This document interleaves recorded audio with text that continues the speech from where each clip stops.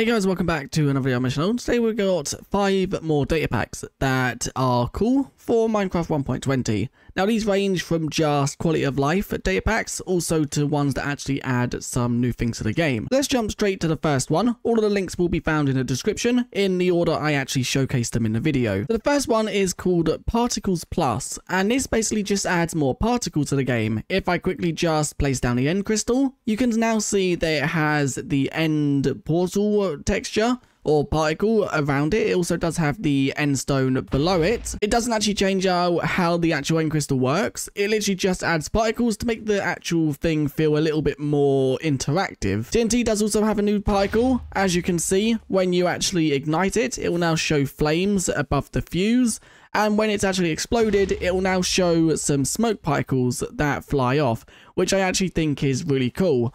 There is also quite a few. As you can see, snowballs have got a particle that goes through them now, which makes it look like the snow is kind of melting as it flies away. But there's a lot. Tridents have also had an update. As you can see, as you throw it, there is like a water particle following it. And then when you throw an ender pearl, as you can see, you once again have the nether particles following it. So I think this data pack is just a little tweak to particles, but it makes the game feel a little bit better. There are also some adjustments to entities like slimes. As you can see, they have more of green particles around them to make it look like the slime is kind of coming off of them. This is also the same for things like magma. These will have like a fiery coloured particle coming off them, as you can see. Drowns and some other underwater mobs leave water. They will now have, as you can see, water particles coming off them, which I think is just a little cool tweak. As you can see, these ones have some black particles to kind of say that they're decaying. This is only some of many changes this actual data pack adds. The download will be linked in the description. Definitely check out the description of the data pack because that shows every single new particle it adds and what it adds them to. The second data pack we are going to showcase is one that actually adds trimmable bows to the game. So as you can see, if we add a bow, the actual resource type, and then also a smithing template, it will actually trim the bow, which I think is really cool. It does the same trim no matter what actual smithing template you put in. The only difference is the actual material. For example, if we put in the snout with a bow and then a emerald, you can see that it literally just adds the emerald trim to the center. If we change this out for that one, the trim doesn't actually change, but it will change if we obviously change the material type, which I think this is really cool because then, for example, if you have a mending bow and an infinity bow, you can maybe have the mending as redstone, and then you can have your infinity bow as, let's say, diamond. And then you'll be able to tell the difference between them without having to actually hover over them. So let's say that's our mending one. We can obviously equip that one, but not equip our infinity bow. So it's just a little tiny tweak. And if I hold it in my hand, that is what it looks like, as you can see. And when you actually draw it, it seems like the arrow does also change, which I kind of like because it kind of tips the arrow. Although it will not tip it in-game, as you can see. Obviously, once again, just like smithing templates within the game, this don't add any advantages to the bow. It literally just adds a decoration to them. Third data pack we are going to cover is called Moss Ruins. And what this basically does, it adds a few new types of ruins to the game, which, as you can see right here, this is one of them. It just adds like old abandoned structures covered in moss and moss covered blocks. They do also sometimes have loot. As you can see, this one has quite a lot of bones, some rotten flesh, some moss, and then also a pretty decent stone sword and also a stone hoe. So these are obviously not like the best loot, but I think they're good early game if you load in and try and get these before obviously going caving. They might help you out a little bit. I've just teleported a few thousand blocks away to find a different one. As you can see, this one is a bit bigger. It does also have some cave vines growing from it, so you can kind of get some glowberries. It does once again have the same like block palette of mossy blocks, moss, and also tough.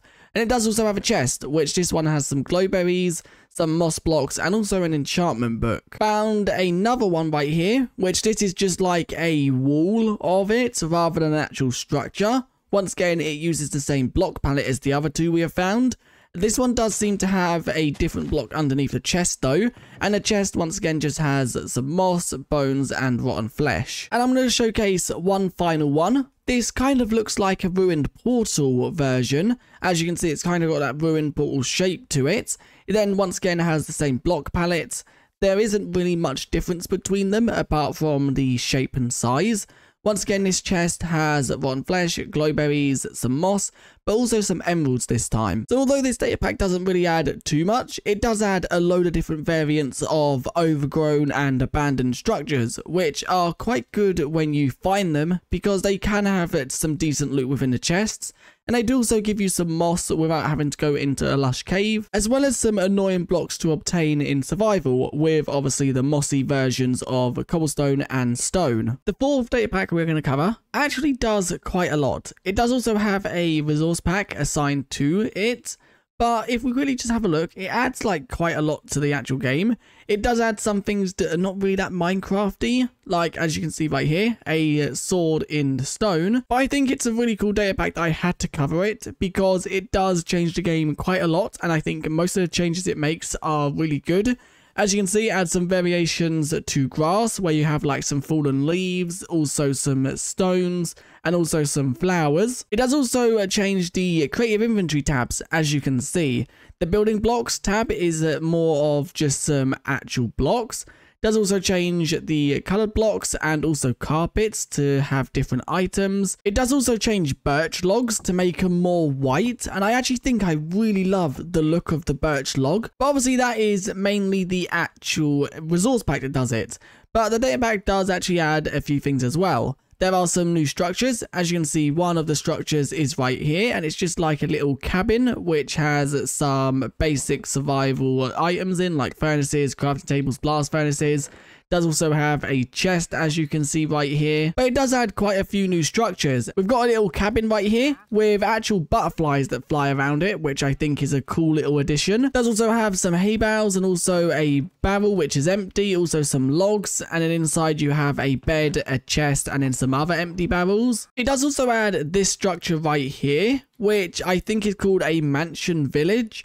And I really like the look of it. I think it's meant to be a woodland mansion, but just a more revamped version with villagers instead. If we quickly head inside, you can see that there is quite a lot of details and decorations. And if we head around, you can see that there's some chests, some villagers, and also some loot. But this data pack adds, I think, like over 1,000 different features.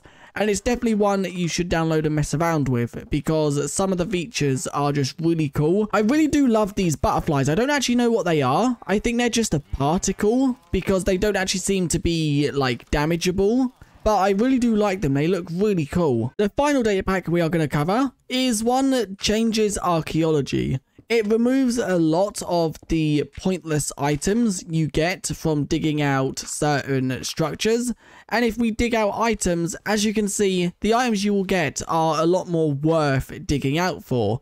As you can see, that one, we got a mending book right there. It doesn't only change the trail ruins, it does also change things like the desert pyramid. So if we quickly just jump into here and dig out some of these blocks, as you can see, the loot inside of these should also be altered a little bit. Okay, this is new within the actual things. As you can see, we got an enchantment book. Looking at the actual loot tables for this, it seems like all the data pack really does is changes out a lot of the worst and most useless items for enchantment books, which is still a good change because it does also mean that the rarer items are more common.